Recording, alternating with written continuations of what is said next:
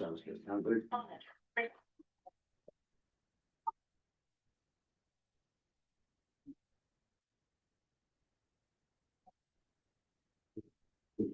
Okay.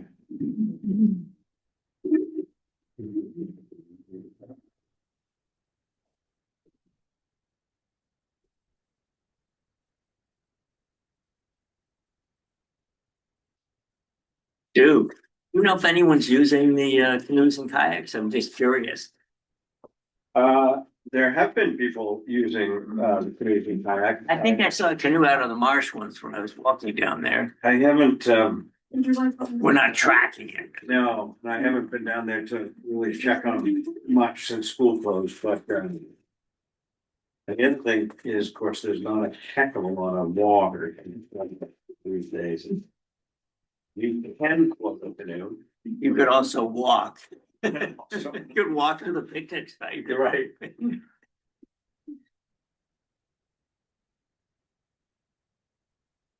Haven't tested the salinity in the pond recently, but this time last summer, it was the salinity of salt water. There was no difference between Wow. off the dock and off the point in the pond. We can grow oysters in there. Yeah. It might be more likely than alewives at this point. Otherwise are not possible, that kind of salinity. Will you be able to pull up the cell phone analyses? Yes. All right, it's 6 o'clock. I'll call the meeting to order and start the Pledge of Allegiance. I pledge allegiance to the flag of the United States of America and to the republic for which it stands, one nation, under God, indivisible, with liberty and justice for all.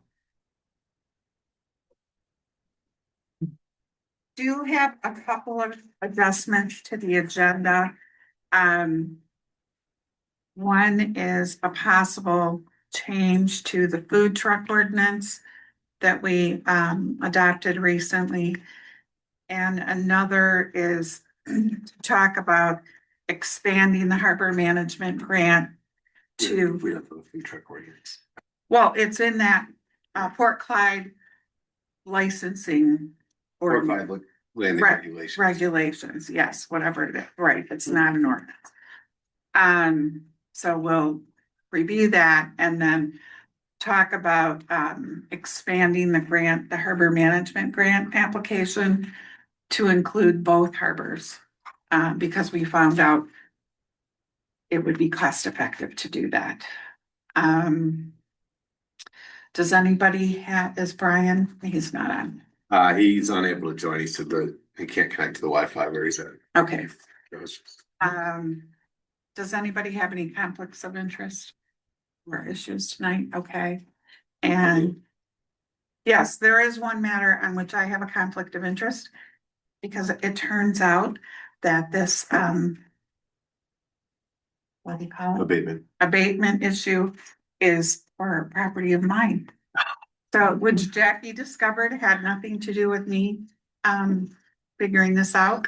I wish I'd figured it out sooner, but when it comes time for that, I obviously won't be voting.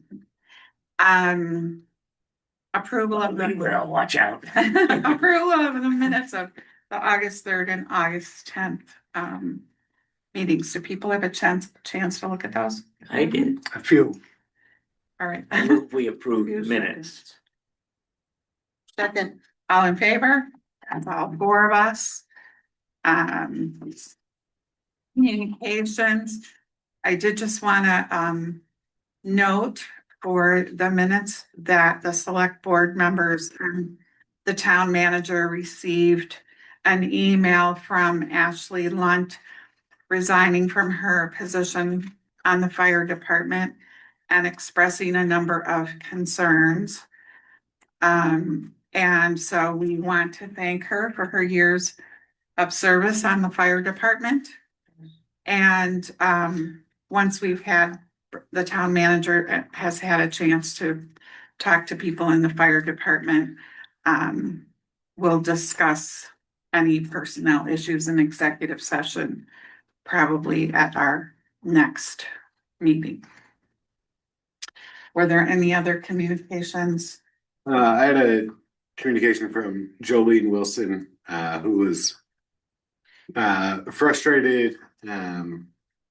She said that she's asked to be involved with the resilience committee, specifically with the Factory Road and Cold Storage Road projects, many times, and has had a hard time finding out about meetings. I previously talked her through how to sign up for notifications on the website, so I had Bill do that today. I let her know that the resilience committee was full and didn't have any open spots, but all of those meetings are open to the public. And so if she checks the website, she should be able to find out when they're meeting and attend. So I think she was hoping that she could be on a list, from that Susie would let her know when there's meetings specific to that. I told her it's a lot of work already for volunteers, and the best way is to just monitor the website and get the notifications that way. Did you already mention the change about vendors at the Port Clyde Landing? Yeah, we'll get to that. Okay. So the warrant. Irene sent us the warrant for disbursements this afternoon. And I had a question. I guess, once again, Irene, I would rather that you not include what we're paying the school as if it were an invoice in the summary of invoices.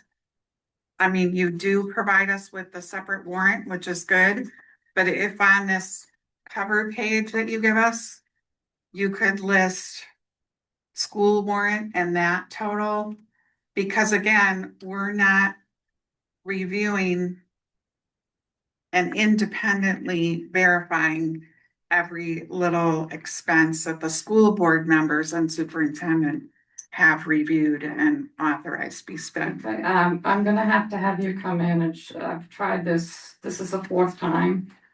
And if you could just come into my office. Sure. And show me exactly what you mean. Okay. 4 different ways. Okay, so where you have invoices You selected. could do that. No, but I'm asking, this is a separate question, related question.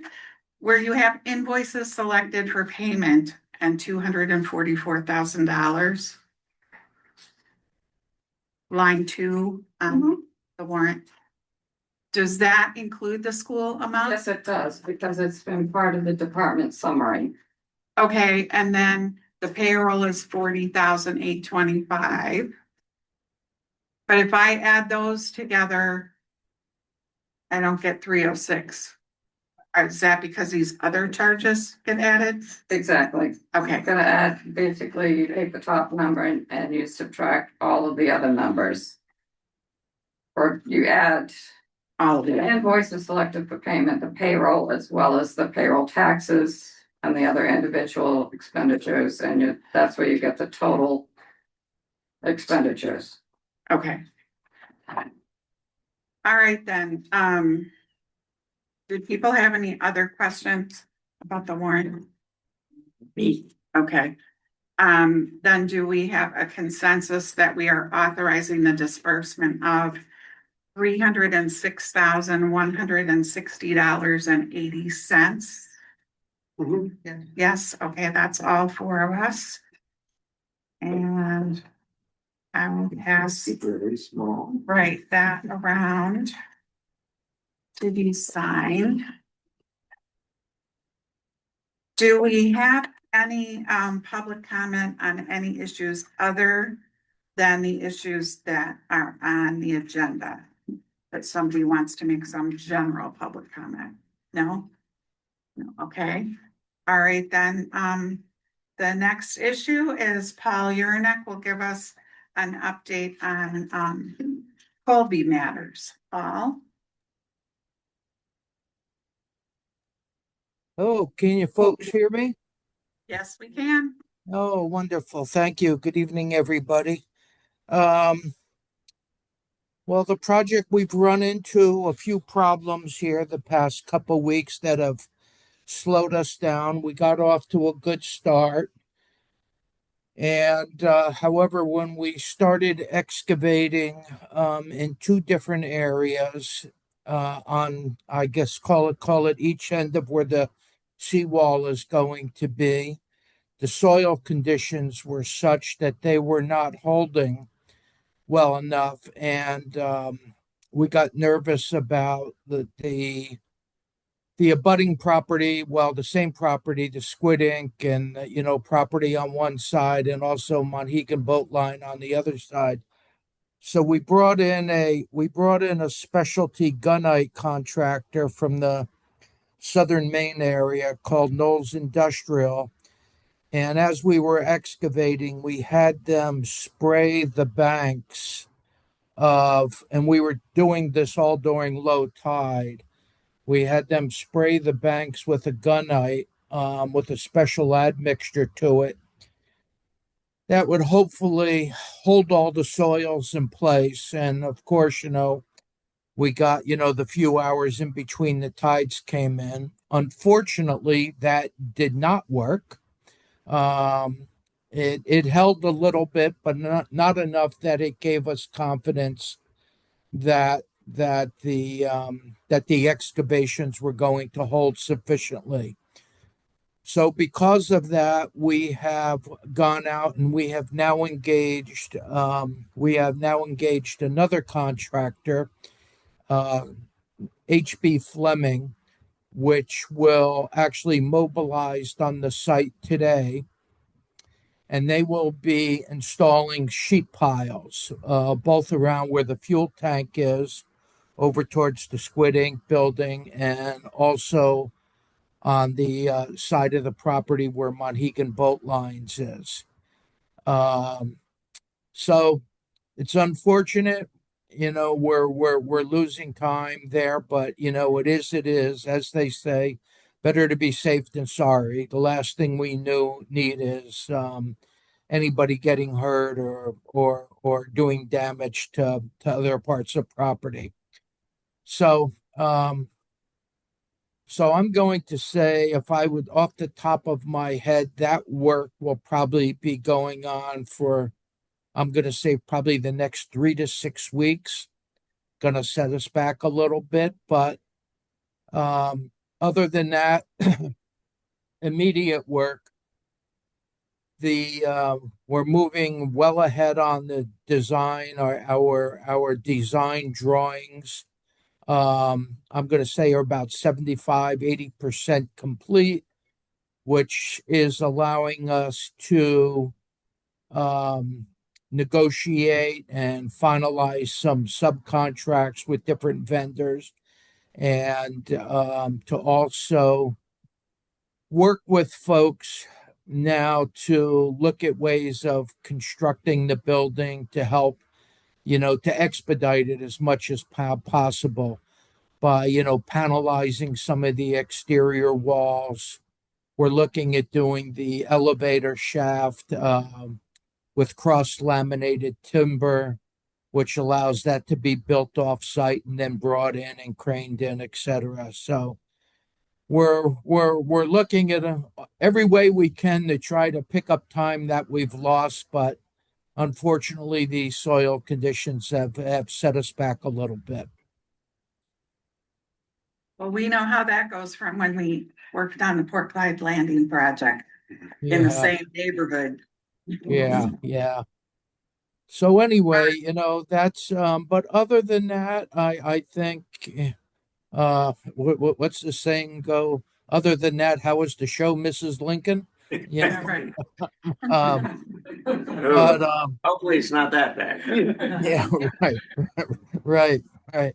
Um, but other than that, things seem to be going well. I think I mentioned previously we brought in a traffic consultant, and whenever we have trucks on site entering or exit the site or anything like that, we have flaggers in place, and with walkie talkies, and can stop traffic, etc. Just the amount of pedestrians that walk on Cold Storage Road when they get off the ferry, it's scary. vehicles come around that curve in the road right there, and there's always somebody standing in the road. So that seems to be going well. Thank God there haven't been any accidents or near accidents there. So um, trying to think of what else to talk to you folks. We not really related to this specific building, but the lecture series that Nicole was organizing last Wednesday was the last lecture for this summer, and I attended all of them. I found them very very interesting. I know I learned a lot. She brought in a lot of um, very smart, very interesting people that know a lot about this. What they call the blue economy, and that really is part and parcel of this whole project of creating new jobs and how to the whole economic resilience piece of this project. So hopefully some of you folks have been able to attend some of those and you found those as interesting as I have. But other than that, and if anybody has any specific questions, I'll do my best to answer them, but that's kind of the quick update. So I did attach your report to the agenda, and we will also attach it to the minutes of this meeting so that people can see your schedule of the design phase through hopefully construction beginning of the building next spring in 27 and other things that you've addressed in here. But if there's anybody that has any questions in the room or on Zoom, raise your hand.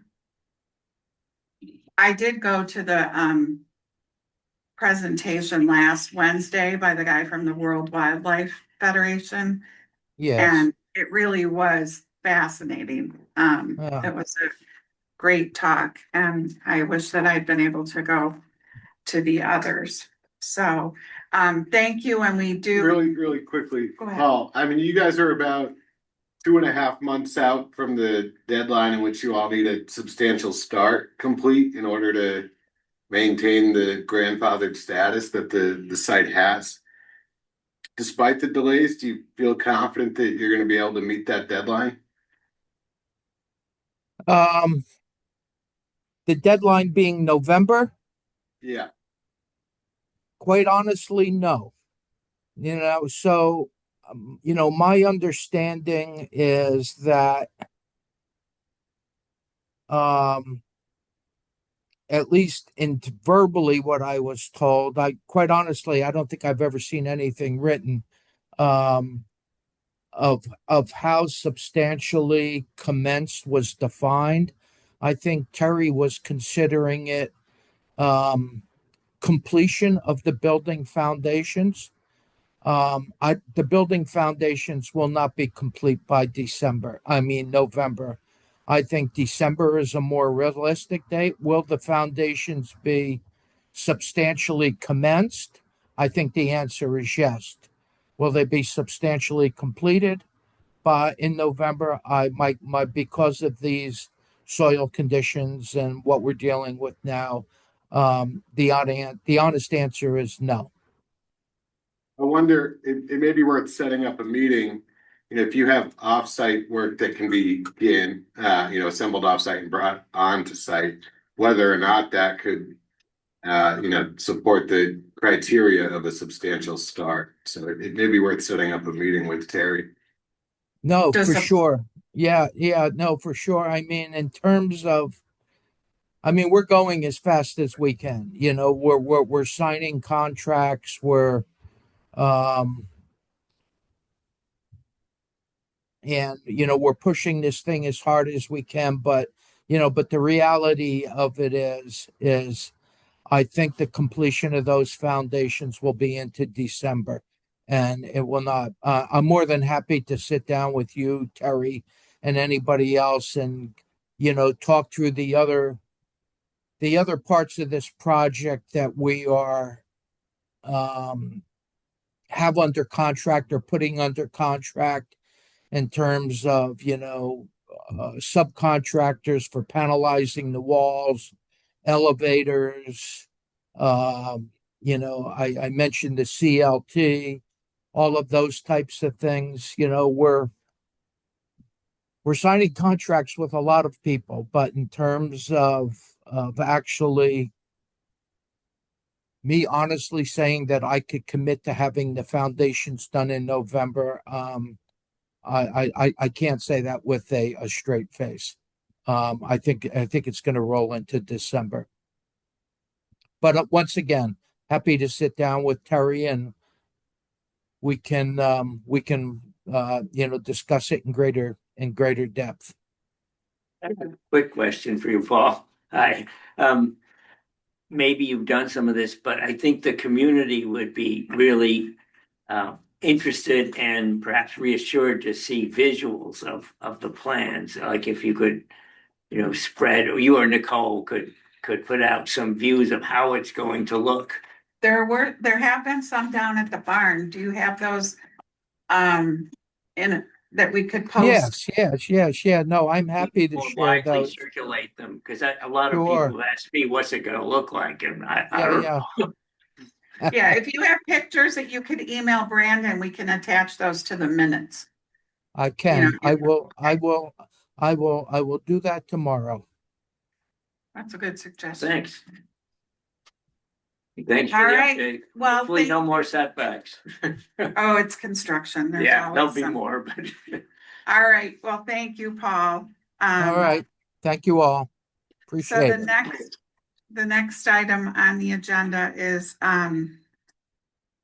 the property tax abatement, and I will leave it to Jackie, who is, I see her on there, to explain what's happened here. Hi. So I'll try to keep this brief. Essentially, Jane had submitted a homestead exemption in 2018, which was filed away in one of the binders that we keep homestead exemptions in, but it was not applied to her real estate account. So I have prepared two abatements. One is for the 2025 tax commitment, issuing her a credit back for that missing homestead from last year, which it's still within your legal authority as the Board of Assessors to grant that abatement. Since last year's tax commitment was on August 25th. So we're within that calendar year that we can abate the 2025. And I've also prepared an abatement for the 2026 missing homestead exemption. So my proposal is to throw out to you guys is to consider approving those due to a clerical error. sounds good to me. Vice Chair. Do you want to call? Just sound a little. You're gonna share the wealth. I'm I'll not make the motion to here. approve it. I'll second it. You have any questions? Is it an extreme amount? Yeah, it's about $200 one year and $230. So that's not another quite- They're gonna break the bank. It's really not a ticket anyways. Did you guys? All in favor? I guess the only thing I want to say is for Brandon to get to the bottom of, I know this is long before he was here, how this happened and how you two working together will make sure this doesn't happen again. And it does make me worry on behalf of other homeowners who thought that when they filed the paperwork, it was happening, but so. Yeah, I can comment on that a little bit, but Brandon and I can discuss as well. Typically in my towns, I will audit homesteads every year for this exact reason. So that means before tax commitment, taking, half a day or whatever it takes to go through, make sure every single paper that we have on file matches the record that we have in our system. It is something that we've already begun to tackle before this particular issue had come up, but since I have started, had not been at that level on the list of priorities. But we're going through and auditing all of the records that we have right now. And once we get things in order, a piece of paper for every exemption that we're granting no more, no less, then annually we'll audit the homestead exemption so that our records completely match what's on file. That sounds like a good plan. I'm glad you found it. Good work. I would say it was definitely a joint effort between me and Megan to figure out what happened and when. So you didn't know that you were missing it? No, Yeah, I didn't. yeah. I mean, at some point, somebody, I think Megan had said to me that I wasn't doing the homestead exemption, and I said, yes, I had filed the paperwork. And she said, well, it's not on there, so I filled it out again, and I'm thinking that's how you caught this, that you looked at the one I filled out this time and realized there was one from another time that I I filled out. had, uh, not quite. Not quite. So I had received the one that you had filled out, but that one had been completed, or submitted after April 1st. So my typical process, which conforms with Maine law, is to only accept homestead exemptions through April 1st of each year and apply those to the tax commitment. So I had filed it separately in kind of like a pending folder to process for next commitment. And it was Megan who said, I think Jane actually had said that she had submitted one previously, to which I had gone back through the records and had located your 2018 submission. So it was a little after I had received that new homestead exemption that I kind of put all the pieces together that you had already submitted one prior and that we were able to locate it. All right, well, thank you. And I think that's probably it for you for tonight, right? I think so. Have a Okay, good night. thank Thank you. Three of us signed that, that's enough. Right? Yeah. So for the referendum question about accepting the donation of the C store or C studio building, even though we already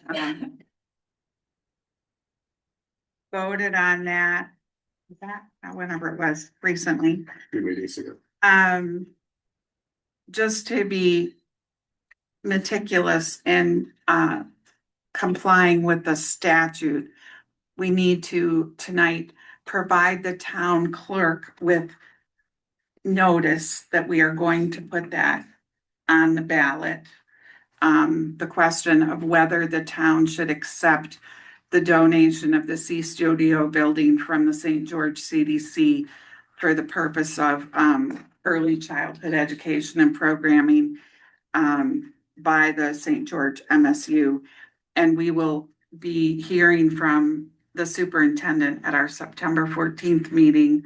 And then we will vote on the exact language in the warrant article that'll go before the voters. But we're supposed to present the town clerk with notice that we're going to do this. So Notice you, Bryn. so I move that we provide him with that I'll question. second it. All in favor? That's all four of us. And we have a tentative date for a public hearing about that on October 8th, and there'll be lots more information for the public about that before anybody has to vote. I wanted to just let people know about it seems like now there's updates on the cell service thing every meeting. That won't continue to be the case, but after we did the initial report, I had sent it to the state, and then the Maine Connectivity Authority contacted me and said they'd like to come down and talk to us. So on Friday, Nicole Price of Colby and I met with two people from the Maine Connectivity Authority. And also I invited Rhiannon Hampson to come because she has worked in rural Maine economic development issues and currently does that for the Gulf of Maine Research Institute. And I just thought she might be aware of some issues or resources that would be left. And it was very interesting because they're was additional information that explained some things that we'd already learned, like, T-Mobile has apparently a contract with Starlink, which is the reason that T-Mobile phones, if they don't ping a tower, they default to the satellite. And Verizon is currently working on getting a contract of that sort with a satellite company. I don't know if it's Starlink. And then the other interesting news was that Starlink just got permission, I assume from the Federal Communications Commission, but I don't know who it is, to put up 100,000 more satellites in the sky. Holy cow. And they intend to start up their own cell service company that would be a competitor of Verizon, T-Mobile, and AT&T. Anybody other than those three, like Spectrum, they're just piggybacking on one of the three. So your service from those other companies would not likely be as good as one of the three. But anyway, so presumably at some point, everybody in a rural area in the world will probably have better cell service than now if the satellite, It goes as stars. yeah, right, business goes through. That David Bresnahan said that even if you have satellites that are providing direct phone service, you still do need some infrastructure on the ground.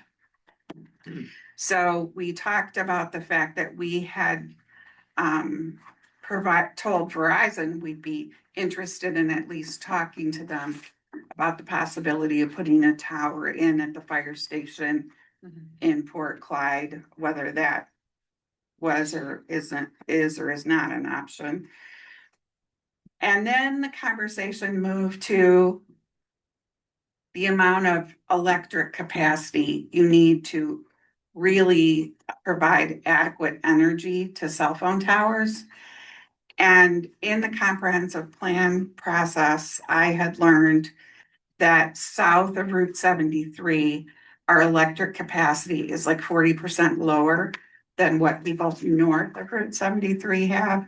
And this was relevant when we did the Port Clyde landing because some people were interested in putting in electric chargers at the landing for potentially electric boats or cars or whatever.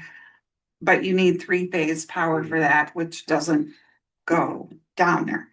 So CMP is in the process of hardening the electrical grid in our area. They will eventually be coming here and doing that. We don't know when that is. And the guy from Maine Connectivity Authority said that he would try to find out because that would impact a cell tower and lots of other economic and other opportunities south of Route 73. And Nicole did say that if Colby was able to, be helpful in getting that infrastructure to the southern half of the peninsula, they would be interested in doing that. And mostly that's a wonderful thing. I know that when the Aquaventus possibility was under consideration, and that would have resulted in this kind of power going to Port Clyde, there were some people that resisted it because it means raising the telephone every pole several feet. But the bottom line is CMP is going to do it and they have easements to do it. We can't stop them, as homeowners, even if we want to. And But even as a homeowner, I was involved in the Aquaventus thing, and even as homeowners, you would benefit from that power. Cause like my welding shop, I'm black, proper. mhm, you know, to do what I gotta do for somebody in my welding shop. So you'd think homeowners would benefit. Right, I think almost every business. Yes, I And- talked to CMP back years ago, and they said that a lot of people south of 73, their appliances certain appliances don't last as long as people on the other refrigerators especially. Because the refrigerator requires so much juice to start. So, That explains something. well, it does, yeah. And honestly, I lost in 1 year, probably 2 years, I lost almost $15,000 worth of welding equipment. They burned up, and I know down well that's why. Well, and that's the thing, I think the average person doesn't realize, you know. I mean, until I was working on the comprehensive plan, I had no idea that our electrical service was different than people where Ken lives, for example. You know, and so, and this also affects fiber optic cable because the people north of 73, Fidium and Consolidated are putting half-foot fiber optic cable up there. It just went in on Ratcliffe Island, and I'm thinking, what? I live on 131, Well, we, and I don't have it, but they my do. neighbors around the corner have Fidian and we can't get it, Yeah. you know. So anyway, the bottom line of this is that there are a lot of different technological advancements happening that might impact when and how we get better cell service. And the people from the state are willing to help us if they can move things forward and explore the different options.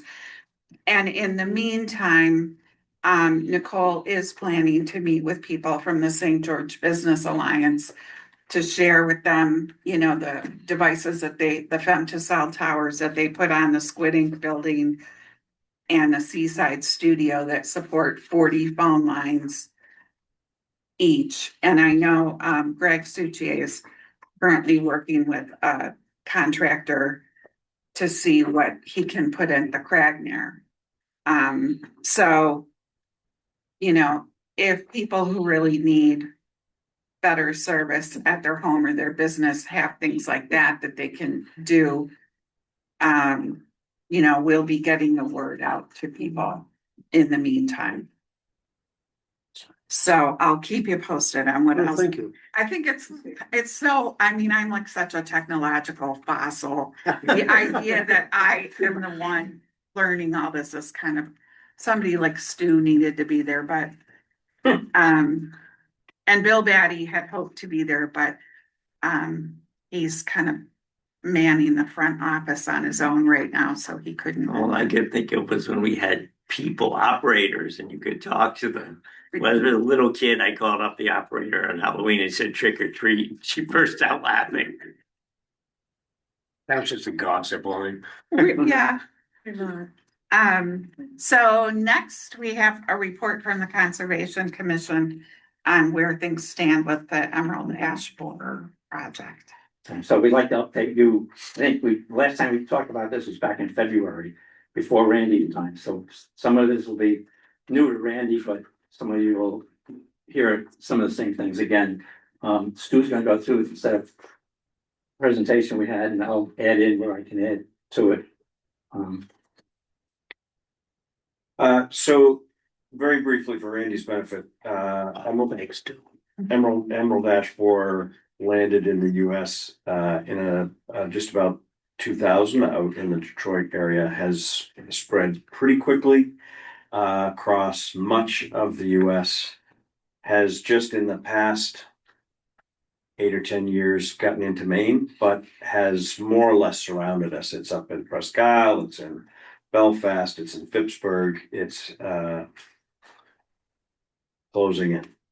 So we expect that Emerald ash borer will be a reality in the town of St. George very soon, in the next very few years. And so there is the 4-point preserve that we're particularly interested in protecting some of the large ash trees along the trail for as long as we can so that people can continue to enjoy the Fort Point Park safely, and so that youngsters can understand what mature ash trees can look like.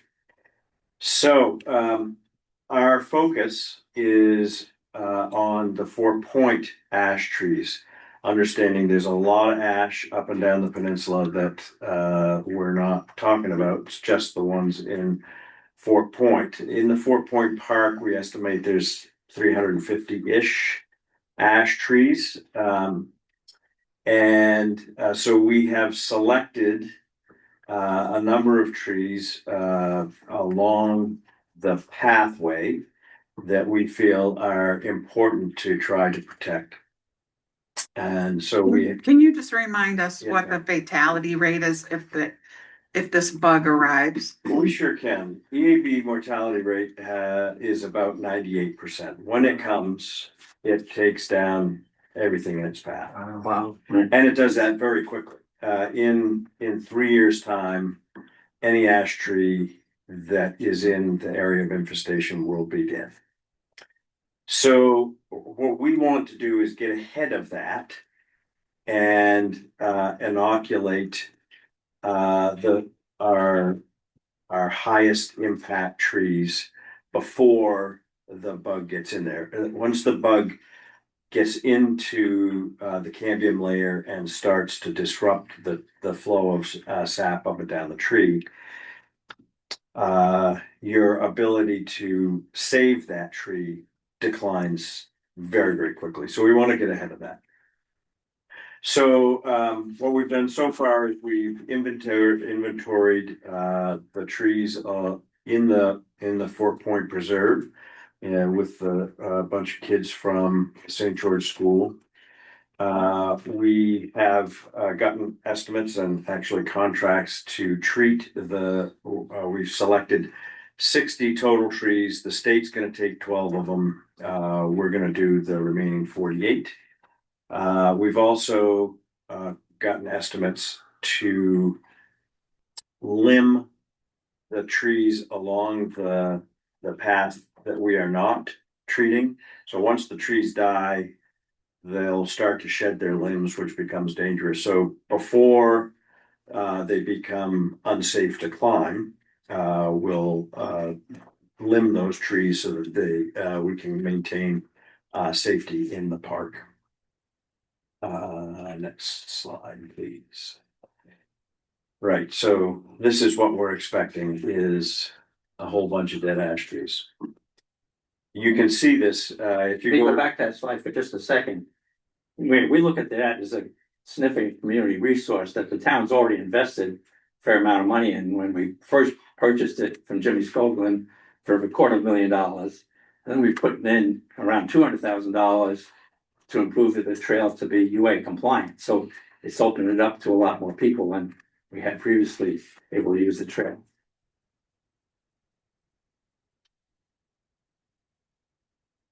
So we figure we have really three options. We can do nothing and let nature take its course, and all of Fort Point's ash trees will be dead in 3 years after we get infestation. And we would have to close the Fort Point Trail for the period of time where the trees die and shed their branches into the trail. And that would be maybe at 5 years it would take for all that to move through. We'd like to avoid that. It wouldn't be very scenic anymore either. It would Look not. like that.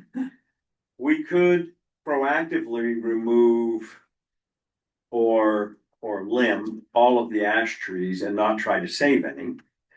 And in some urban instances where towns have a whole lot of ash trees lining their streets, after the elm disease came through, a lot of towns replaced elm trees with ash trees. They did that on the UMaine campus, right? You go up to the UMaine campus now. When I was there, the elm trees were dying, and they replaced them all with a single variety of ash trees.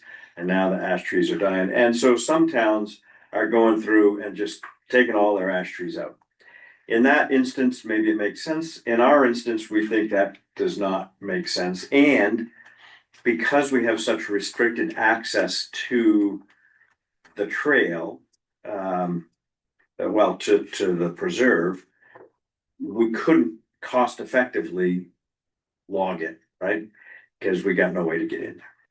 So what we think is the most practical approach is to select a group of trees and treat them and keep those alive while those around it die and eventually get replaced, and then underfill with native trees. Well, not that ash isn't native, but red maples. Diversity, right? A diverse understory to take over when the ash is gone. So there are a number of treatments available. There are foliar sprays available, but those all have the alternatives to this approach have a variety of environmental downsides and effectiveness downsides. So the kind of gold standard for treatment of EAB at this point is injection of emamectin benzoate.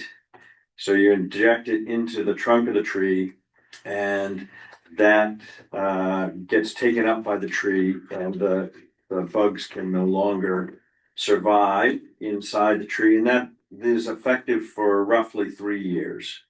So you have to do it every 3 years. Every 3 years, you have to revisit Yep. those trees, right?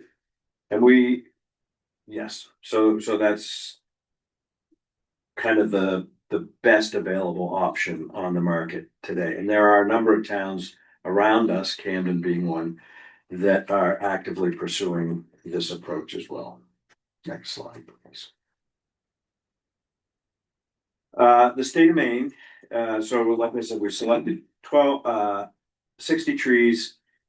The state of Maine has adopted 12 of those. They have a 10-year commitment to keep those trees injected every 3 years. They've already done their treatment. And we've signed an MOU with the state complying, so that they'll do that for 10 years. Nice. And we'd like to treat the other 48 selected trees. We also will underplant as time goes on.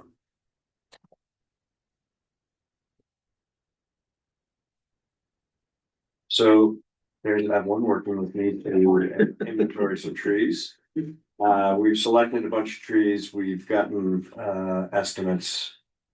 And we have selected trees for limbing for those that are not going to be injected. And we have conducted a number of public awareness sessions, both here and on site. And the school wants to continue to work right along with us as a science project to understand what's going on.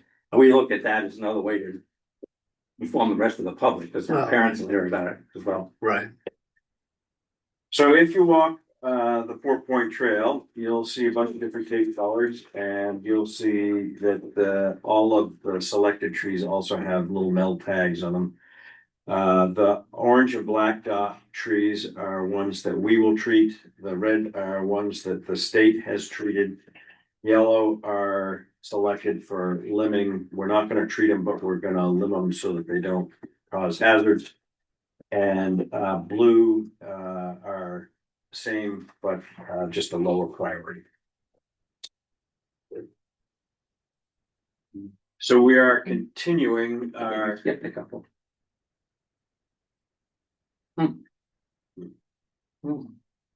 Yeah, Are they hidden? I don't know. The treatment costs and the Maine After Heritage Fund slide. Oh, Huh.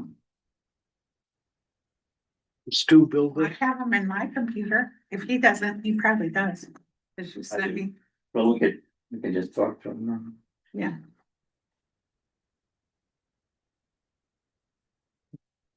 So there's no chance of recovery, Stu? No. No. And unfortunately, there's no chance realistically that we're not gonna get it. either. Well, I know, yeah, It's coming and it's a matter of when. Somebody brings in some firewood with the bugs in it, will be Well, sooner than. could be tomorrow, right? Yeah. They could be here right now.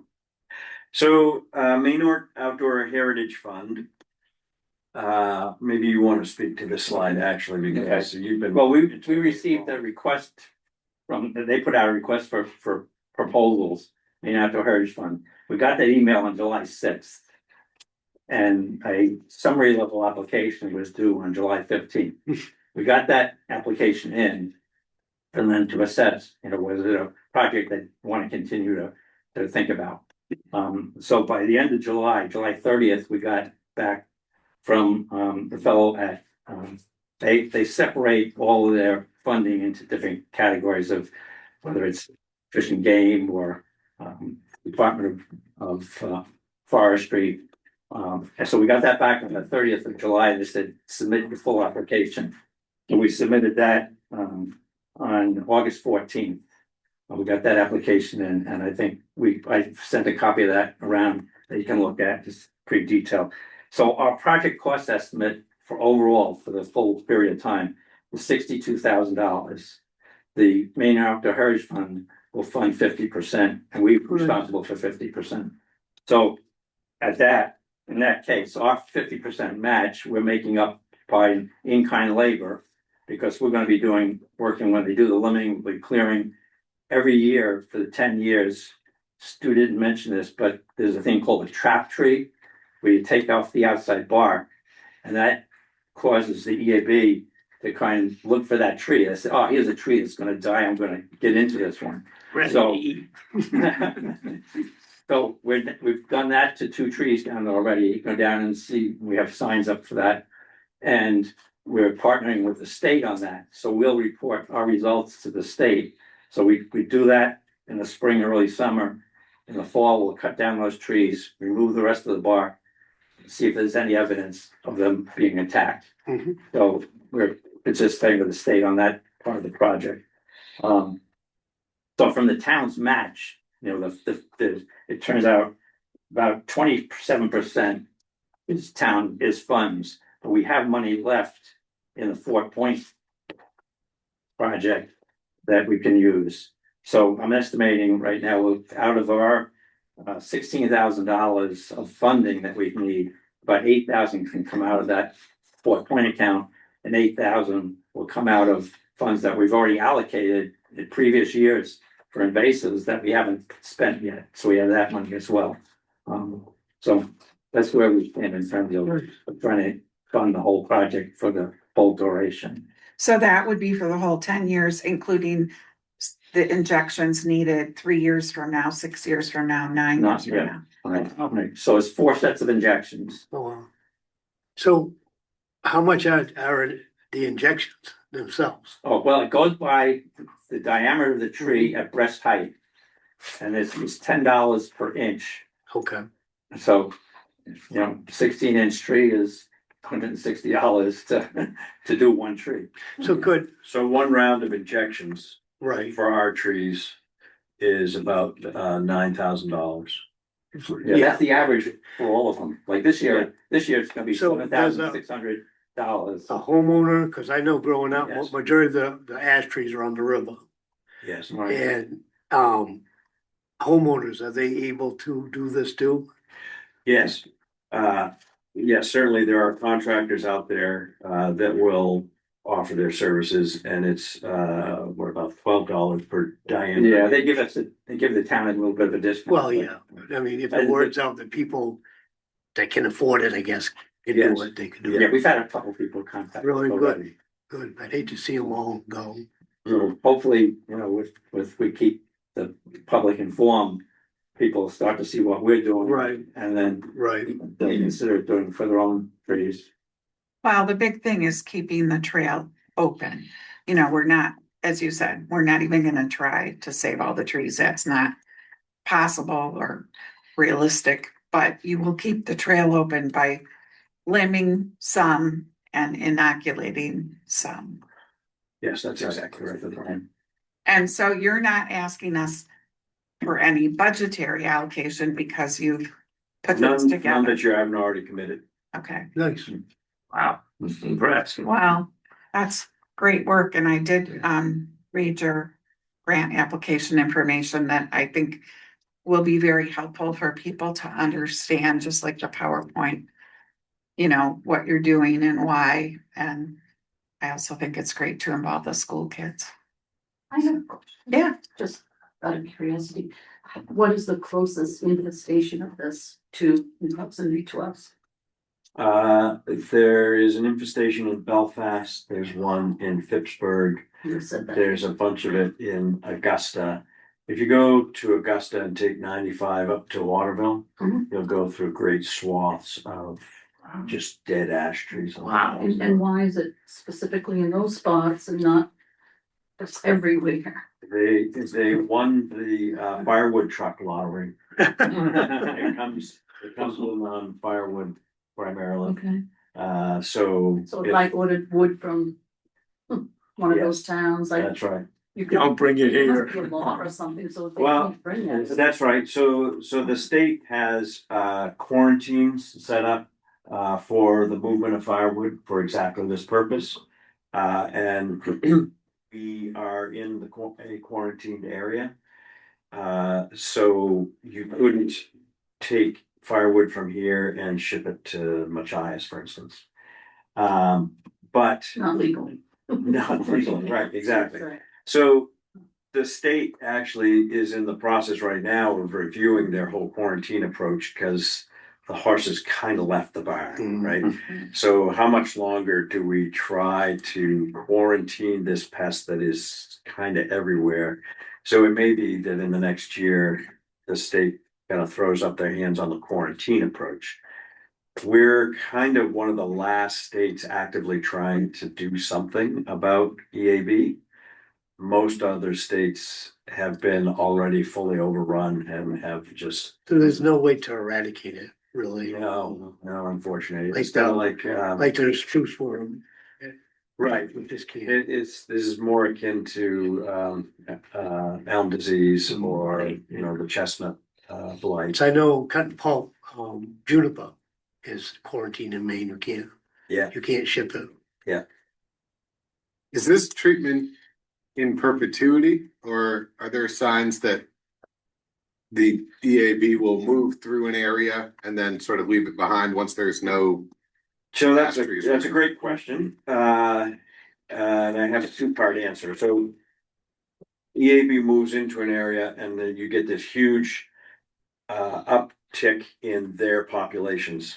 And then they eat through all the ash trees and their populations come way down. They don't ever go away, but they come way down because there's nothing for them to eat. One of the programs the state is actively involved in is parasitic wasps that are specific to the EAB. They parasitize the eggs and the larvae of the EAB. So what they're trying to do is get those parasitic wasp populations built up in parallel with the rise in EAB, so that when the EAB populations fall, there will be stable populations of parasitic wasps, which is what keeps this in check in Asia. There's these, Oh, so that's where it goes from, is Asia? yes, yeah. And that, the woman that came down from the Forest Service in the end of May talked about that, and she's involved in that program. And she thought our site was an ideal site, so that when we do get EAB on those trees we're not protecting, she might come down with some of the parasitic wasps to help out and see what happens. Oh, wow. Of course, she liked, I mean, they seem to like our site because it's so dense of ash trees that it's a good test site. And the wasps apparently are no threat to people. No. No. In fact, That's what they tell you. Right. there's a good YouTube video, I already sent it to you, that people in Oregon Mhm. had gone through this process. And they've done some of the things we were planning to do, plus they're looking at other solutions as well.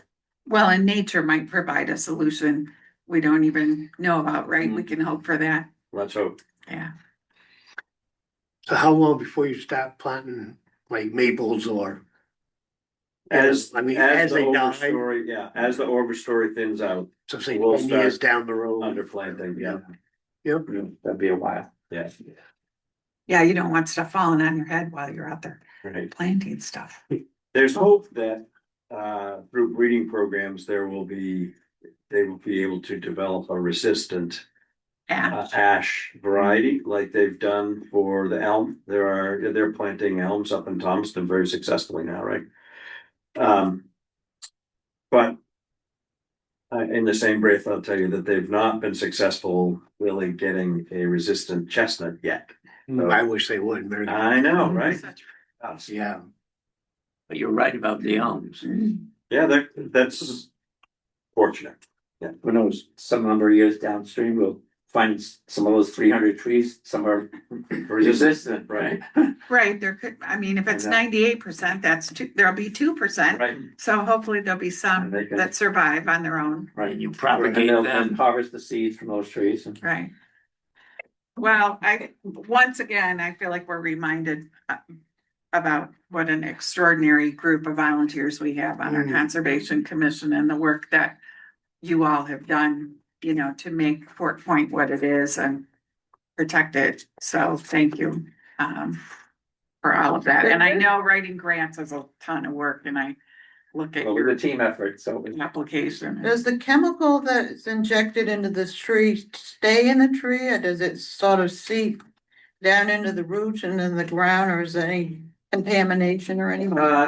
Excellent question. It doesn't go out through the roots, but what will happen is that, it'll go up into the leaves Mhm, and then the leaves fall. mhm. But by the time, as the leaves are decaying, the primary components of the herb, of the pesticide are broken down by the sunlight. So by the time they fall, there's little or no measurable residue. Can it contaminate where we have the well up there? I was thinking of contamination. Yes, that's a great question. The science that we've seen so far Mhm. indicates that there's about no evidence of any kind of mobility of the downstream components of this particular insecticide. I came to the presentation where you had the two scientists and that was what they said, you know, that there wasn't evidence of contamination issues or So water. do they come in and do testing once you do this, the leaves fall off and go on the ground? Do they come in and test the soil to make sure nothing's going on? That's a That's great exactly. question. We have not. I have not anyway, learned of a soil testing approach or process. But we can ask our friends at Orno what we can do to sample for Hmm. any residue. Make sure nothing's Yeah. leaching into the Yeah, drinking water or the seawater or right. around the pool. Affecting wildlife. Yeah. Other clams are right there too. Have programs. Right. That's wildlife. Thank you. Clammers are anyway. All right, well, thank you. Yeah. We look forward to hearing how it's going. Be nice to save them all, but yeah. It would be nice to say, well, wouldn't it? Thank you. Thank you. Thank you. All right, so the next item on our agenda is looking at select board policies. You'll remember that one of our policies says that we can't approve a policy until 2 weeks after we talk about it. So there were 3 that we talked about last week that needed approval or modification. The first was the tax acquired property policy. I don't know if anybody had any thing they wanted to discuss about that. If not, I'll make a motion that we adopt the tax acquired property that was attachment 2 to the agenda. Okay, oh, go ahead, Steve. All in favor? That's all. Somebody four of seconded us. it, one of us. Wesley. And then, Brandon and Bill Batty prepared this revision to the select board remote participation policy. Because our old one had the old process, and this is the process now for how you contact the town office to get a link to attend a meeting. So, does somebody want to make? I'll make a motion for that. All in favor? That's all of us. And then, the compensation of members of the town boards, attachment 4. A resident did mention to me that, and both of these, figures, everything that it says in here basically comes from the town charter. You know, that we're paying the planning board and board of appeals members $20 per meeting. And also the town charter, has our compensation set by in the budget that we vote on at the town meeting. But he felt that it would be helpful for us to at least include a sentence of what that is right now, so that if somebody's reading, they can see a planning board member earns $20 a meeting and then what we earn. And so, and we'll have Irene and Brandon double check this, but I believe that for the fiscal year we're in right now, the select board compensation is $205 per month, with the chair receiving $246 per month. So, That's an abatement. I would propose we add that change so that people can see as of now what we're, earning. I'll move that. Okay, all in favor?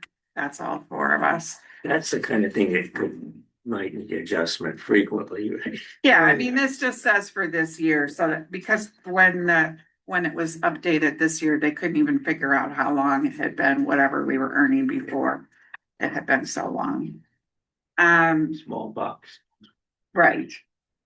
And, so then for the other select board policies, that was on page 31 of the select board policy manual. So if you can go to page 32.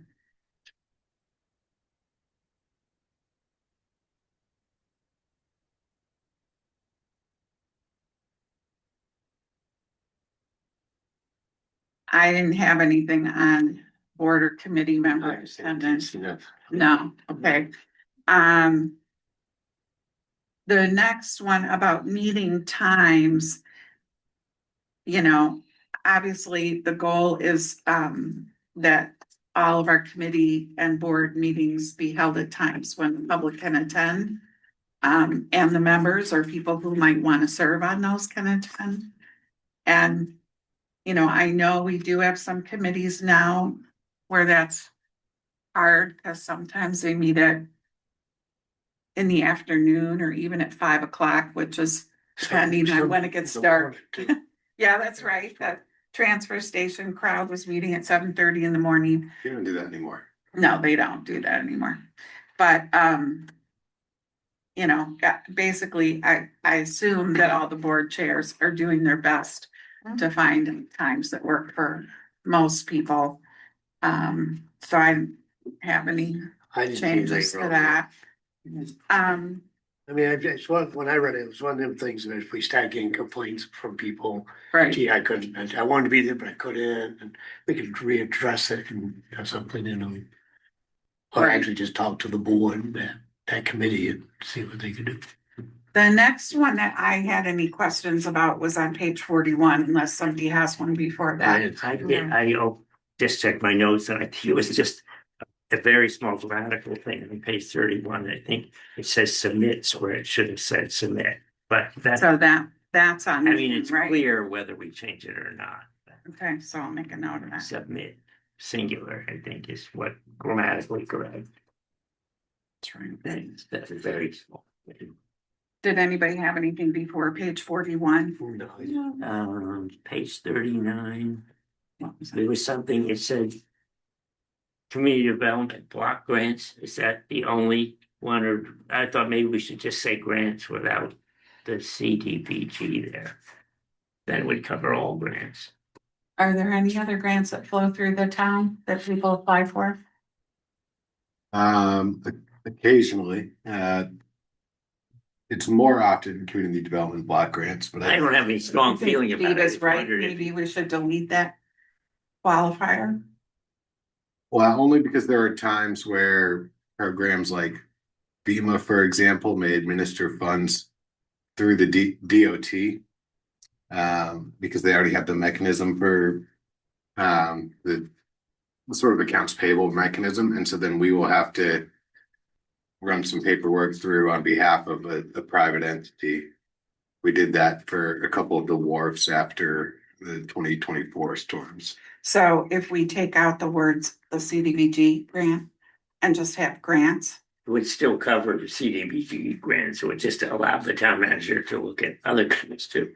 Does this restrict me from looking at other grants? No, I don't. Because I mean, It just sounds very my specific. guess is that it was specific intentionally to show that we don't want to open it up to, Everything. right?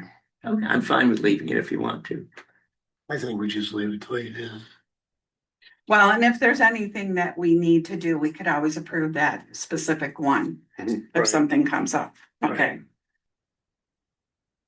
So then on page 41, I remember last year we talked about the vault stuff in the vault for the Historical Society. And I think were you clearing that out, or is this still accurate?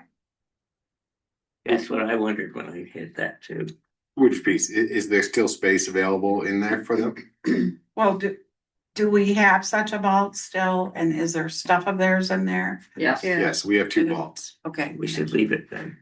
so it's unchanged is fine, Yes. okay.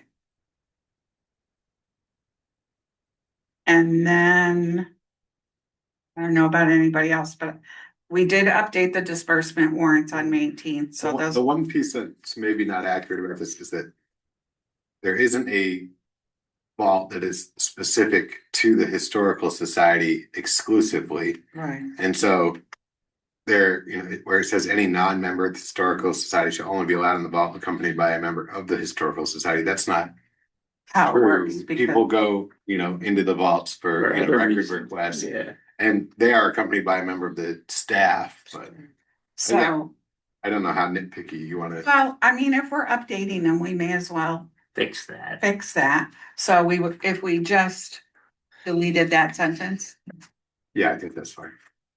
okay, delete the non-member sentence. Mhm.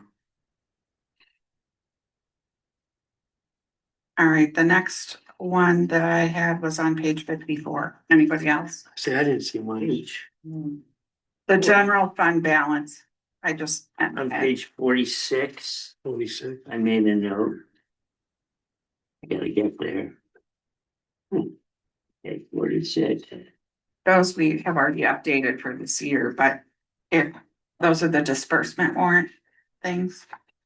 I was wondering if we just change it to say currently serving board members, then you wouldn't have to ever update it again. I think by law, we have to do it We have every to year. put the names Is in. I that, guess that was there was some reason it was done that way. I think that in It's gotta keep. the town charter, we have to have a meeting within like 7 days of the town meeting. And there are certain things we have to do at that meeting, like elect a chair, update this. We have to appoint various people. I forget the whole list of things, but, yeah, so the one that you're looking at is not the latest one, because it'll go with this whole pile of. You gotta change Wendy Carter or Randy Elwell. We already did, but we Oh, already got it. have. It's just that the one on the website is outdated, but Yeah, all right, But moving it- right along. yeah, It will be up to date as soon as you all are done with your. with this, Yeah. right? Gotcha. So on page 54, and I sent you and Irene this question today, but you may not have had a chance to look at it. We have not met about it. I saw the email. So we talked about this last year when we went through these, that there, it says in here that there are 5 classifications of fund balance for the general fund, and they're non-spendable, restricted, committed, assigned, and unassigned funds. And when we talked about it last year, my recollection was that you said you don't, Irene, categorize things in this way. Is that right? They're categorized, but um, If you needed a report run on, say, non-spendable resources, Irene could pull together a report. It would take some work. It's not naturally set up. With into those these little 5 categories. Right. And so it says in this policy that at the, before the end of the fiscal year, we're supposed to look at a report like that and go over it, and we haven't been doing that. So I did put in my calendar for June of 27 that we will do that. We'll ask you to, give us a report that's in the, puts things into these categories. You've You know. been, you've been doing it in practice, you review Right.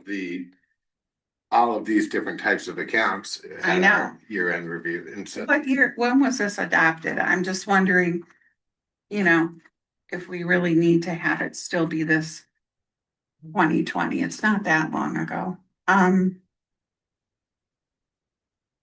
Right, I mean, I know that we are reviewing all this information. I'm not sure why these categories were important to someone. And it's before any of us were here, except maybe Randy and Tammy were on the select board in 2020, if they remember. I don't remember. That was years ago. It I was. can't remember yesterday.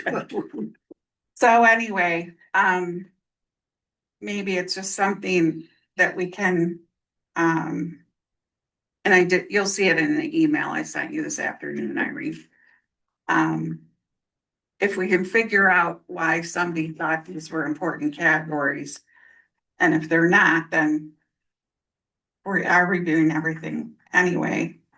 But if there's a reason, like, statute says we're supposed to do it or something, then we just need to make sure we do it in June every year. So I did put it in the calendar. Would they be past notes? well, the From the- non-spendable resources, that's gonna be the principal balance of the trust account. Right, Um, and those are also so, yeah, restricted, right, right? Restricted are like our reserve accounts. those will be the reserve accounts. But committed and assigned, I don't know what the, I mean, Committed, and the language. The terms used here are different than the terms that we use in working practice. right, And I think that's where the confusion is coming in. right,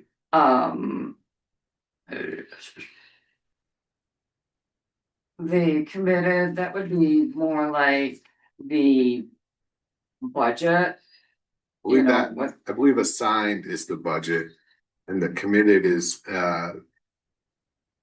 where the select board specifically has to approve the purchase. well, Randy's right. I think if I looked at the minutes for the meeting when those were approved, maybe there'll be some explanation. I was gonna say, maybe, yeah, because when I was something before, we always did, the way we, you guys might say do it now. Is, you sat with, Susie Ellis and them, and Right, that's the way we always did it. right, So if anything, would it be worth, like Irene, I know she's so not busy, but to look at what each one of these are and restructure it. change the wording. Change the wording or change it to how she does it, or you see what I mean? Then there's no confusion. You know, It's just the terms here aren't the same as the terms that we use. Right, and if, It was- and we. was it's like, yeah, this, even in 2020, this could have been from 20 years before that. I'm sure. You know what I mean? And like we do, oh, yeah, it looks good to me, and you pass it, each year it gets passed through maybe. Well, it just was a red flag to me that it says we're supposed to do something and we're not doing it. And I'm all for revisiting whether it needs to be done at all, Right. you know? You don't need to burn Or people. whether we should change the language to match what is really Yeah, happening. I would It's just think a that- matter of changing That would make the more labels. sense. Right, If you change the labels in there, right, to match the labels, the working labels that we use now. right. That's, I think that's the best bet. So maybe if, you could work on that with Brandon. Yeah, and we can run it by Susie, the budget committee, Yeah, and, have it. Susie might even have an idea what. Right, she might remember. So the next one after that I had any thoughts about were that was the land acquisition policy. What And page? I didn't write down what page it's on. Just some of I these. remember seeing it. I didn't do one. It's getting near the end. in this space, yeah.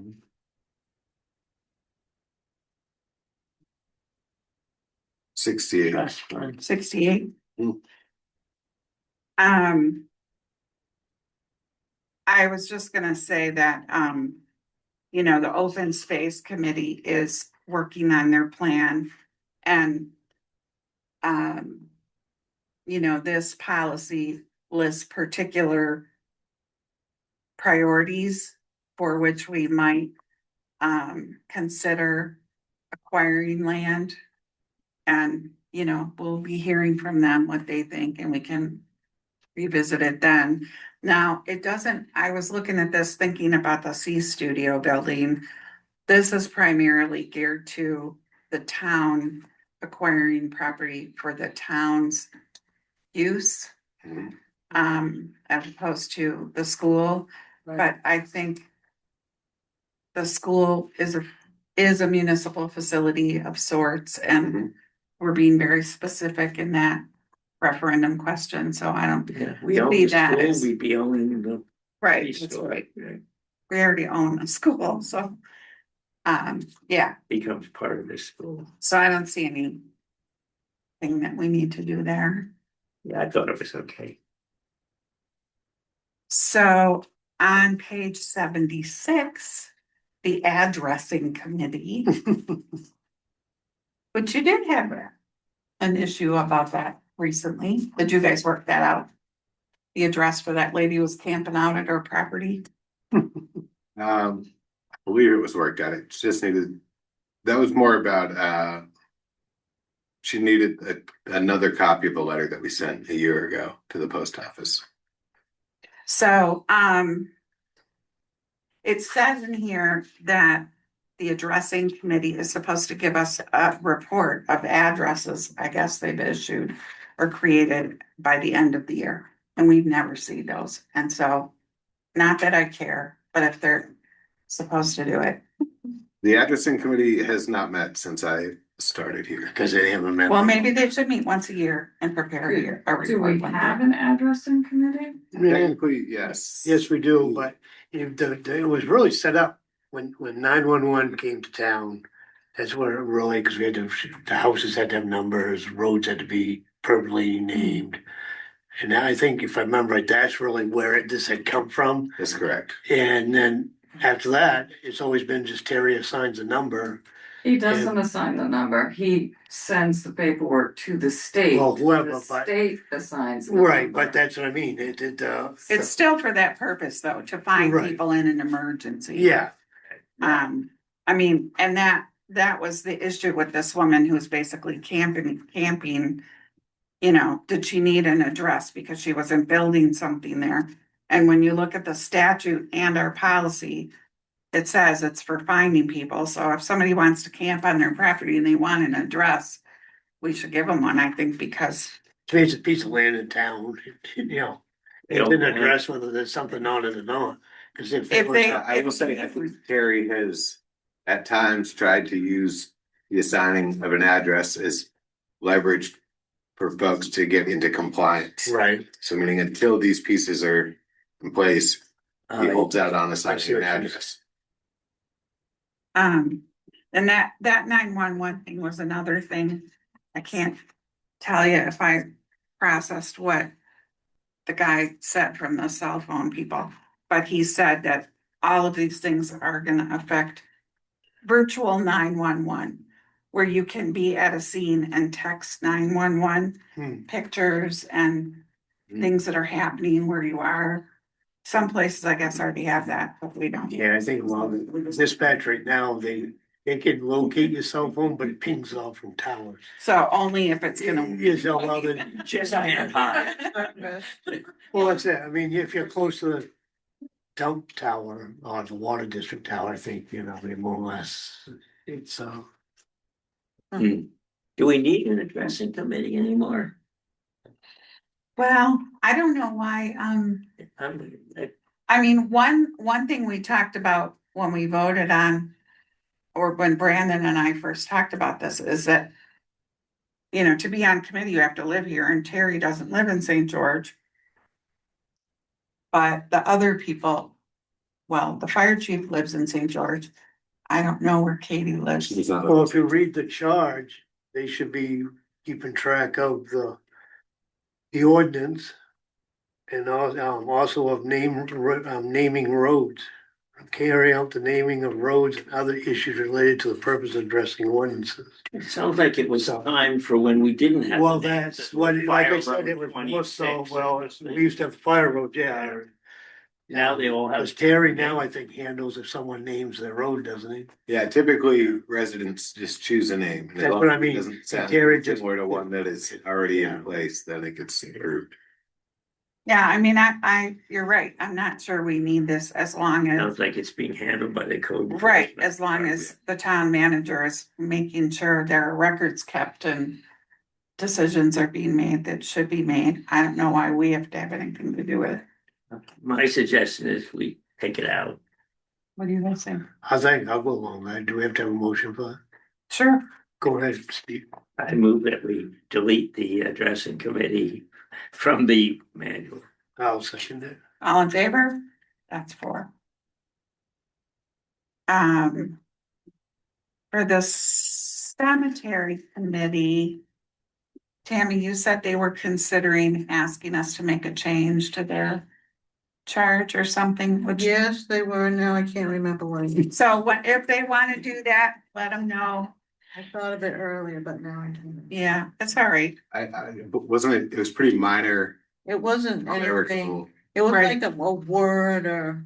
Yeah, And they we were didn't- worried that it implied that they were going to They maintain didn't- all of the headstones. Right. Well, and it also had to do with the mandatory maintenance of graves, veterans' graves, which we are obligated to maintain veterans' graves, so we thought we should leave that. It said shall, Mhm. the town. So I think that's what is coming back to me. So anyway, if they want us to revisit their charge, they can. The Conservation Commission, which is on page 79, I need to, this has to be old because now they have those associate members. And this doesn't mention those. So I don't know when I need to ask Ken.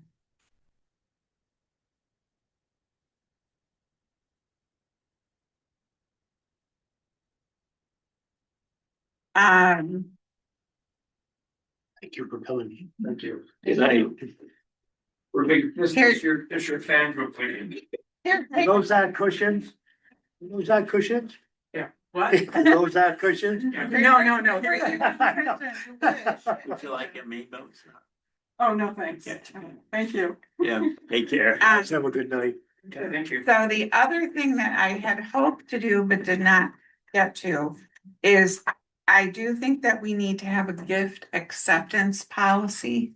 Yeah. And the Maine Municipal Association had recent guidance for municipalities that I printed out that talks about that, but I thought I would draft something and run it by Bill Kelly and then bring it to the select board. So Mhm. I will work on that. Would that be only financial gifts or any kind of gift?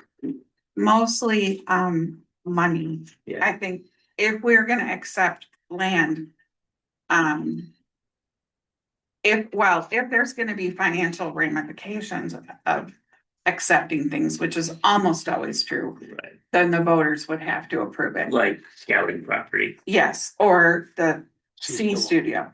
That one time where we accepted that landlocked parcel by the marsh, Right. there weren't any financial ramifications. So we didn't do that then. Right, you accepted it in a select board meeting. Right, because it wasn't gonna cost the taxpayers anything.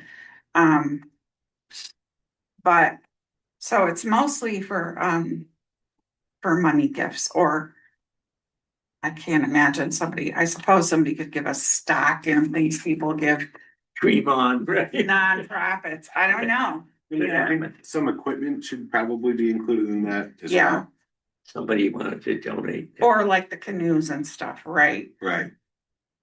So I just, I'll draft something and send it to you guys. We'll send it to Bill Kelly. And then we'll, vote on it. And one sort of, if you're done with that. Yeah, I am. One sort of random question. We have the Memorial Day thing in there, which I'm Right. fine with. But I was wondering, what about St. George Days? Well, last year. The decision, there was a little working group of people. Sandra Hall and Emily Chadwick, and I was on there, and Brandon was on there. And in the end, the group kind of morphed into primarily feeling like the town should spearhead St. George Days, but all those same groups are still involved in doing their thing. So like And we keep them informed and all that, but it allows us to just keep the process moving without needing committee meetings all. and also you had sign up sheets that you shared, Mhm. and like for the parade and all these things. So because not everybody who was a volunteer in the past was as good at sharing information as some you might hope. And so then there would be people, Diplomatically put. there were sometimes some scrambling where we just hadn't coordinated as well. Tensions, yeah. I just thought if we're having something in this about the Memorial Day, that's an event, and then there's it's definitely a town event in St. George. Yeah. My recommendation would actually be to remove the Memorial Day Parade Committee, because we Let's don't do have an that. active committee. You have a problem with? Nope. Yeah, I mean. It just seems that simpler, yeah. That's a good suggestion, Brandon. Because it's kind of the same thing. That group has gotten older. And I mean, they still plan what's happening, but they're the town is, yeah. the town is important. Yeah. So then before we're done with policies and whatnot, You want to vote on that? I'll move to. delete Memorial Day. Yeah. All right, all in favor? Tammy seconded. Sorry. Under that gift acceptance policy, would that be related to Snows Point and the scouting property where that was gifted to the town? No, because we voted on that. The Town meeting. community voted at the town meeting, just like we will vote in November about C Studio.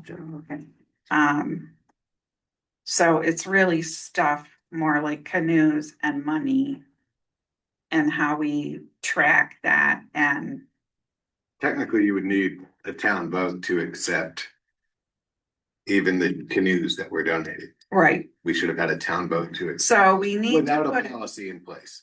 we need to put it, just like we put in there, those sort of miscellaneous things in the annual report that get put on the budget, like, they're gonna authorize us to enter into leases up to 3 years. We're gonna need to put in there a policy that we can accept donations of money for town programs. What the law says is that we can accept money for things that we are already doing and have a budget line.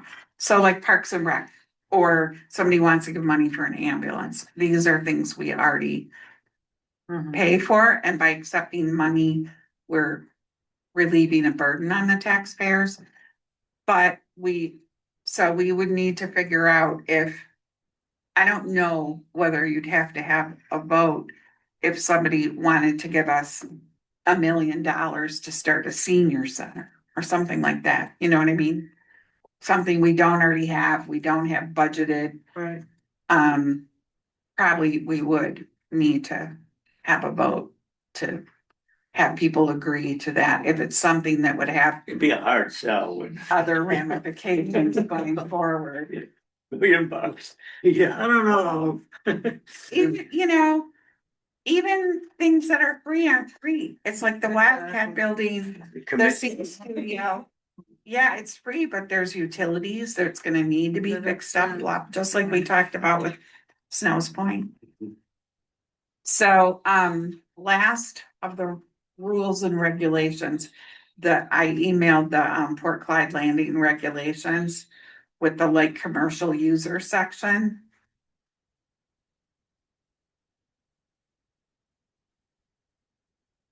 Because,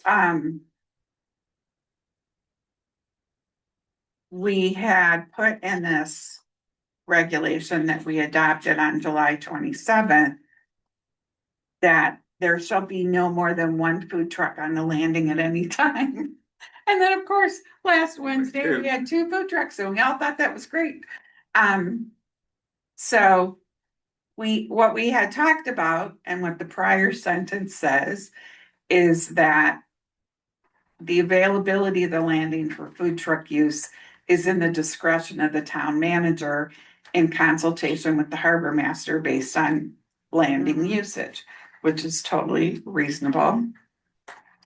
So if we take out the sentence that says only one food truck at a time, and then we have the next sentence, which is essentially if there's more than one food truck vendor who wants to lease a limited amount of food truck space, whether that's one space, one food truck or 2, that we would consider adopting a bidding process to determine who got the spot. Because it's sort of like RFPs or whatever, if we wouldn't want to be playing favorites and automatically granting a spot to one particular person if multiple people want. So, I guess my question is, because I know who the other food truck was, is that, the hamburger one, if someone wants to take advantage of the concerts, which has been drawing a good crowd, oh, and he's already there, is someone else, hey, I wanna take a chance on a night of my food truck being there, how are we gonna deal with that?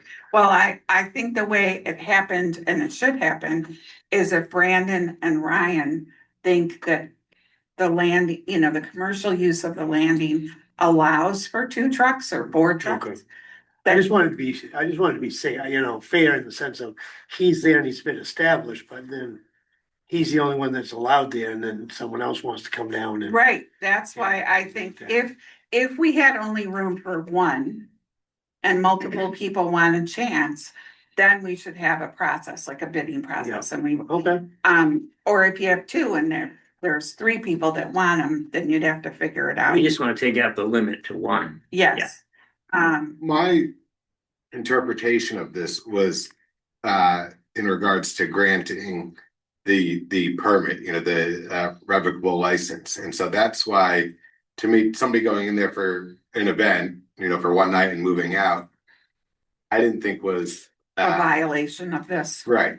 Yes, I think that person, they just didn't know the policy either. Right, Well, no, but there was a I sentence. totally signed off on it because she was there for one night, Well, that's what I mean, this but- was yeah. talking about longer term use, not Right. one off, Yeah. so. But to avoid confusion, because this says there shall be no more than one food truck on the landing at any time. That says That's at gotta any go. time. And so I think we need to take that sentence out so that you have the discretion Yeah. to do what you did. Yeah, well, but it does say under the overall heading of commercial use permit required. I see, Right, yeah, However, I mean, I do think if numbers of commercial fishermen or other users does not increase, next year, I think that there is capacity for a second truck down there. If there was Longer interest, term. so it does make sense to just remove it now. yeah. right. I I move that we remove that sentence from about the limiting it to one. Second. All in favor? That's everybody. And you a revised version. All right, so we're Through this. so we got through everything, but now I moved my agenda so I can go and see what we're supposed to be doing. So the next thing on here is to talk about where we are with cold storage and factory roads. I think I had thought we might need a special select board meeting. We will need a special select board meeting whenever we're gonna talk about what to do about Cold Storage Road. But I don't think we should pick a date now because the Resilience Committee hasn't even decided, so we will just wait until we hear from them. Colby should probably be involved with that too, right? Yeah. Static construction. Oh, the public will all be notified and invited. Well, I guess it depends on if what they're recommending to us is to raise the road. Well, to if make- just Right. to answer questions, if people have questions about. Yes. it. We will make sure that they're there so that if people have questions, they can ask them. And then, Meg Rasmussen had asked for a letter of support for the Coastal Shoreline Stabilization Initiative. And, she provided a draft letter to Aaron, which I saw. So MCOG is doing a regional assessment of coastal shoreline stabilization. It won't really impact us except if they have something to report when they're done with it. So I'll move that we send them a letter. I was thinking. All in favor? Okay. All right, Brandon. You're The long-awaited manager's report. Oh, is it? I hope not. Really just trying to wrap up a lot of our summer projects before we fall and winter show up. So wrapping up a lot of the shouldering along the roads that we have paved. Like I said, Marshall Point is still set to be paved sometime after Labor Day.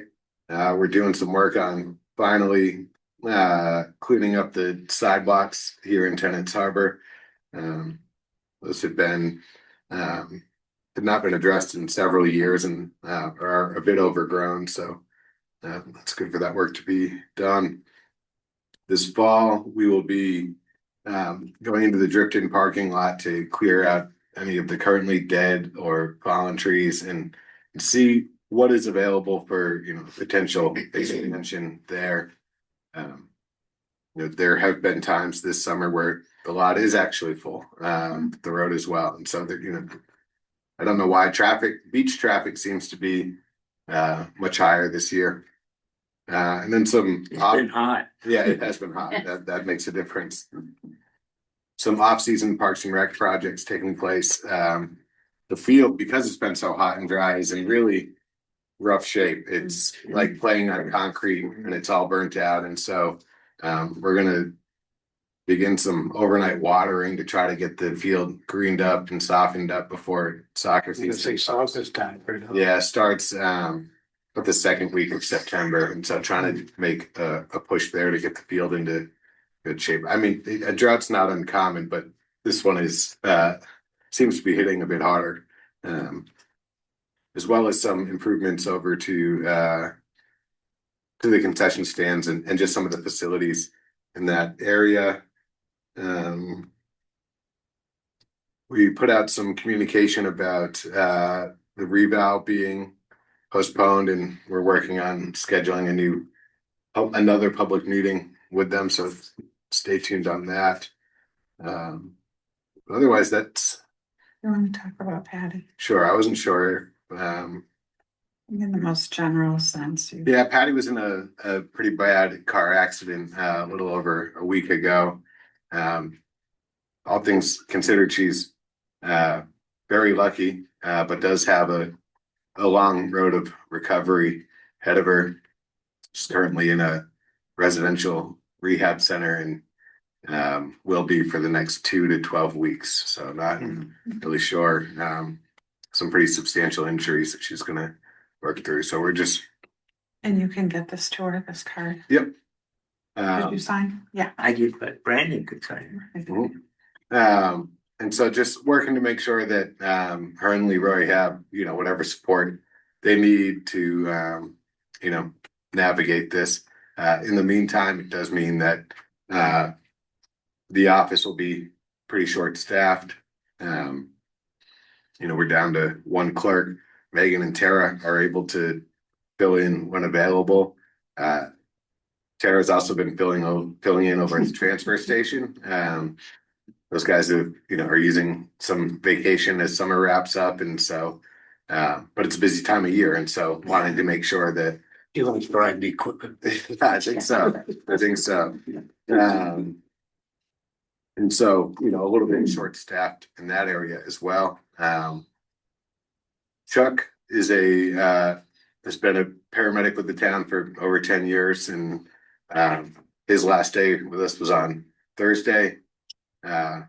So we are hiring a new paramedic. Wish Chuck all the best in his next venture. And if you haven't reached out, I would encourage you to.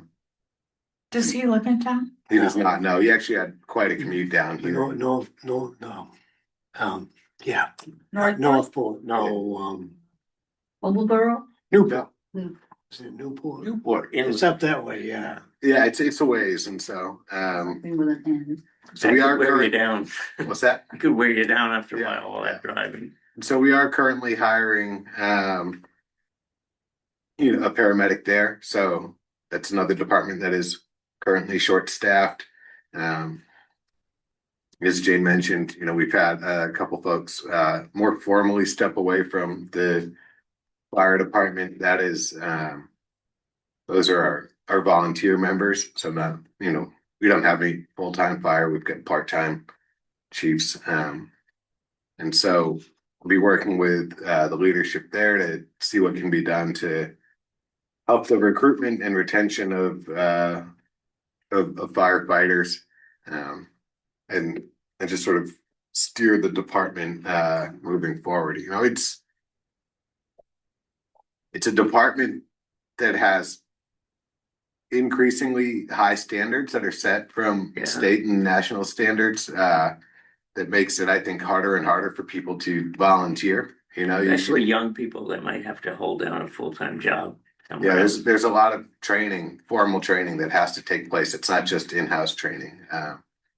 And so, I do think that there is a bigger conversation coming about our fire department as a whole and how we set it up for long-term sustainability.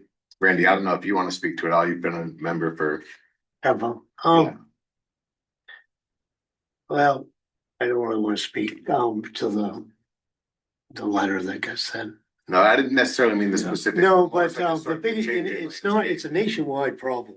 Yeah. Retention or even recruitment, things have changed. And it's not just the fire department, it's the lodges, it's people are just busy, I guess. And times change. Well, the fire department is, and lack of better words, I guess, we don't have no fires. Like when we have a fire, like the general store, or even just a good house fire, you'll see people will knock your door down.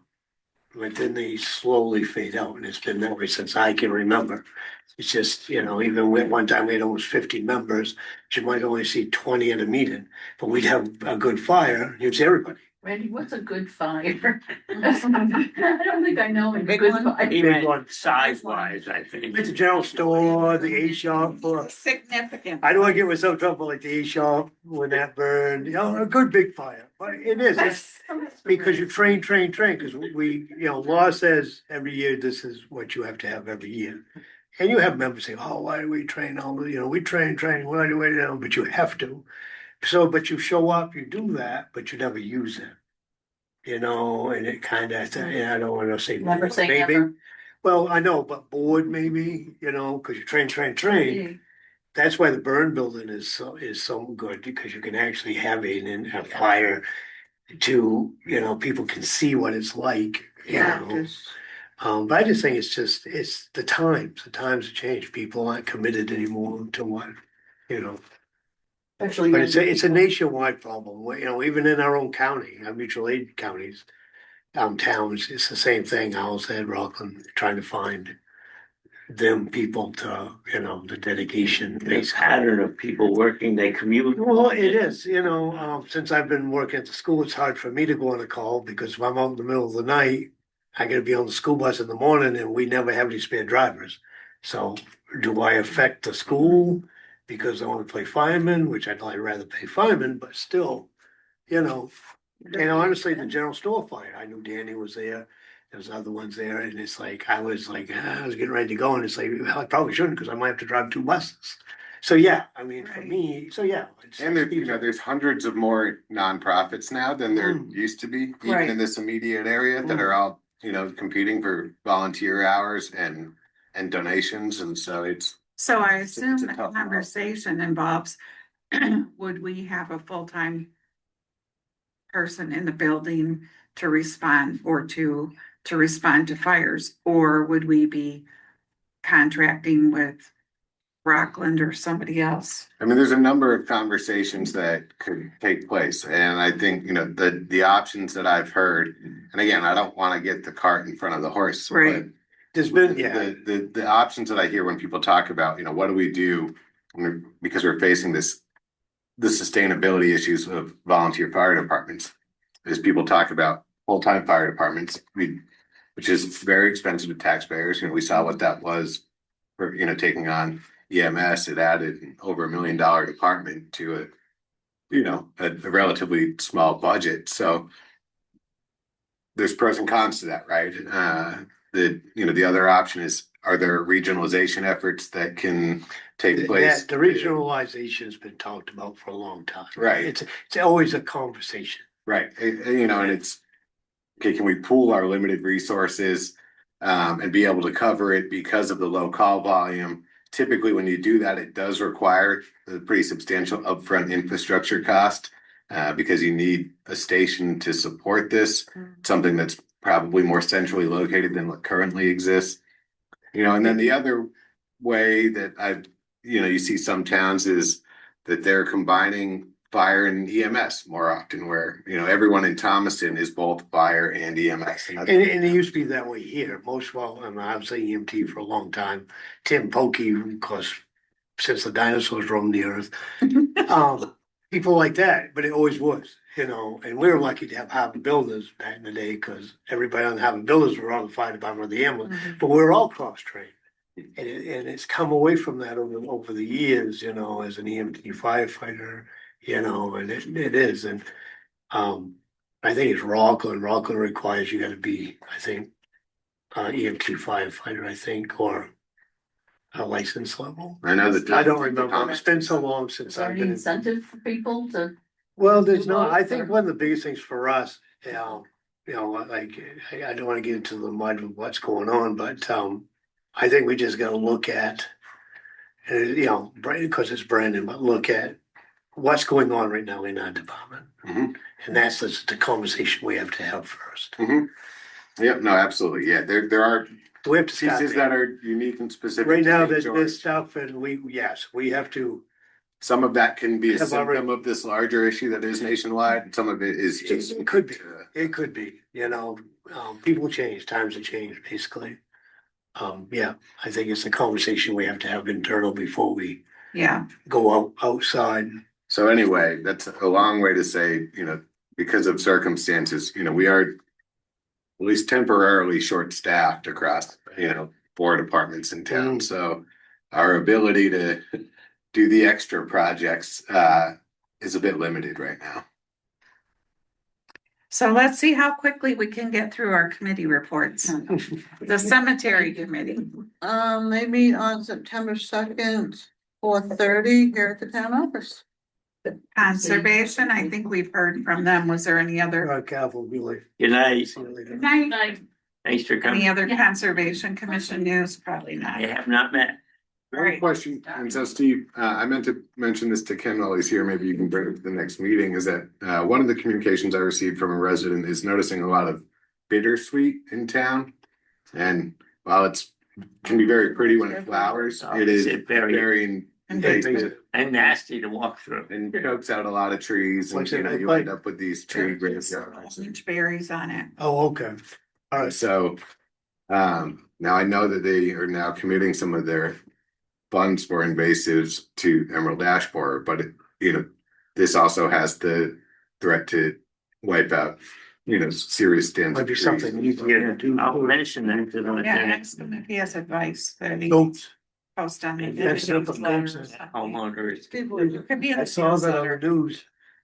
That's a big business right now, renting out the goats. Yeah. Yeah, but then you have to have goats, which are challenging to have. They're fun. They are. They're, smart, so that's trouble. The planning board, They haven't met. okay, And Terry sent out an email last week. They're not meeting this week either, so nothing going on. oh, we didn't do that harbor committee thing, did we? Did we vote to, have the grant application cover both things? I thought we did. I mentioned it, but I'm losing my. I'll do it again anyway. I don't think you voted. I'll move it. That we cover both, Yeah. yeah, okay, all in favor? That's all. And Erin's gonna be out except for one day between now and October 1st, when she joins us staff full time. So, Brandon and Bill Moraz will get that Now, does Aaron work for us full time? Not yet. Not yet. as of October. I'll go first, okay. She was away in September, right? Right, she's taking a break between her fellowship and becoming an Good for her. employee. Good Yeah. for her. I think she's gonna be a good addition. She's Yeah. terrific. Yeah. Open space, they're kind of on, Open space is kind of on hold for now. yeah, they're They're still closed. collecting. They're finding a new member They're and not open, they're still closed. collecting. The open space. This class. Parks and Rec, do we know if they have any news? I know that they are planning a fall cornhole tournament. Okay. Then otherwise, soccer registrations and the maintenance that I mentioned. Shellfish, They meet September 15th, 5:30 in Warren at the town office. and how about solid waste? Solid waste. Yeah. They met on, I forgot when they met. They met last week. They talked about the commercial hauler fees. Ben wasn't there, so there'll be more discussion on that and they will bring some recommendations to the select board. As of August 14th, over 6,300 pounds of compost has been collected. They will update the recycling, the windows, they have the examples of what things need to go into. And they're gonna clean that up and put up some new examples for the windows at the transfer station. Windows, the openings. The opening, so it will look lovely, hang some drapes. Yeah, right. It might be an unsolvable problem, but so much staff time is spent just sorting things into not even, trying to tell, but then sorting things after the fact. That is one of the biggest barriers over there, is getting people to put things in the Put right them in the bins. proper. Especially the glass bin. I see people throw stuff in that, the one that's outside the Oh, they openings. put and They throw returnables all in kinds there, of crap in there. Yeah. Well, even things that are not glass at all. I'm sure it's way worse in summer. A lot of diapers end up in mixed paper, Yeah. and so I just want to state for the record, in case anyone listens, that diapers Do not used go. cannot be in mix- recycled. No. Hello? Oh, my goodness. Oh, ignorance. Sorry. They're gonna try to deal with It that, does come that down. glass issue to see if they can put up some additional signage or another container that can have the glass and then the recyclables can go into the next container. Because people don't wanna walk down around the building to the bottle room, Right. so they're thinking they might, if they put an extra something there to put those I think in. a little machine that throws it back at them. They're setting up their yearly goals to coincide with a comprehensive plan. And they are investigating lobster trap rope for recycling, Oh, interesting. where so much of it goes into the landfills, or the fishermen have it piled up in their backyard and they don't know what to do with it, so they're gonna start looking into that. For a Currently, while, the they only do- recycling option is in Europe. I don't remember where, Denmark maybe. I think they mentioned Massachusetts too, there may be a place. Also, They weren't sure if it was you still. bring it to New Bedford and then they. Oh, send then it they over- take They it. send it over to Europe. Wow. And so right now they're examining sort of some of the transport fees to see if there's a way that it can be done to at least break even, and if not, does the town value spending those dollars to keep the rope out of the landfill? Well, I'm happy to volunteer to drive stuff to New Bedford because I have a great nephew who was born there 2 weeks ago. Yeah. Oh, nice, Here congratulations. we go. How about Commercial you don't driver's say- license. No, is there that one? Yes, this Okay, is well- truckloads of rope. We should figure out how to make homeless, Maybe somebody, low-income housing with it. For a Yeah, while, right. those doormats. I know, down but around we my can make walls. Everybody wants new rope, they Yeah, don't like. they want shiny new. Well, road. it's not soft. Anyway, they're gonna look into that, and they've looked at Matinicus because they have a terrible problem out there on the island. And several times they've loaded in tons of rope and taken it to Massachusetts, which I didn't realize it was. Going to Europe. Anyway, they're gonna investigate. Neat, Murray. well, and these are the things I wish we had people in the US who are doing these things. So the last thing for anybody who is watching, the Scuttlebutt is published.